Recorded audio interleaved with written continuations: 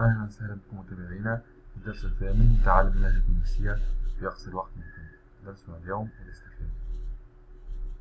السؤال في اللهجة التونسية نستعمل فين، يعني أين، فين، وقتاش، متى،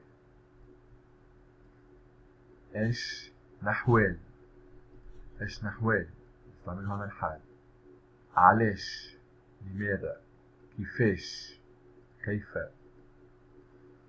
شكون، من، قداش، كم، قداش، الساعة، بكم الساعة،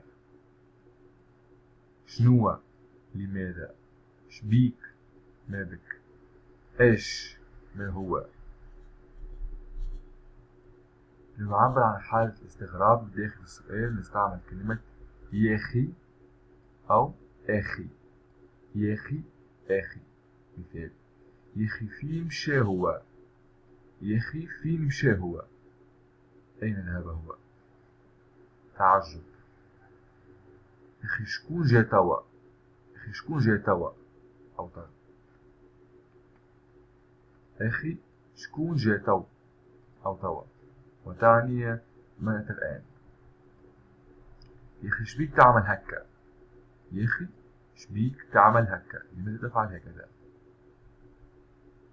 أمثلة بسيطة عن كل كلمة: فين مشينا اليوم، فين مشينا اليوم، أين ذهبنا اليوم. وقتاش فطرت أنت، متى فطرت أنت. اش نحوال أمك، لاباس، كيف حال أمك، بخير. علاش ما قعدتش بتت في دار خالتك، علاش ما قعدتش بتت في دار خالتك، لماذا لم تظل للنوم عند خالتك. كيفاش عديت الإكزامان أمس، سافا. كيفاش عديت الإكزامان أمس، سافا.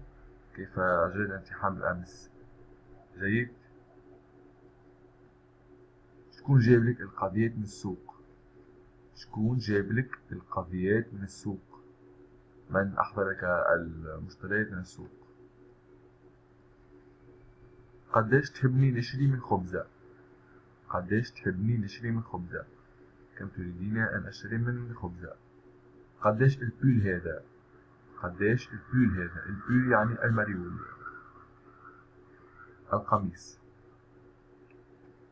شنو عملت أمس في الرحلة، شنو عملت أمس في الرحلة. شبيك ما هزيتش عليه التليفون، شبيك ما هزيتش عليه التليفون، أنت ردي عليه. ايش رأيك في تونس، عجبتك، ما رأيك في تونس، هل أعجبتك. أشكركم على حسن متابعتكم، للقاء في درس جديد.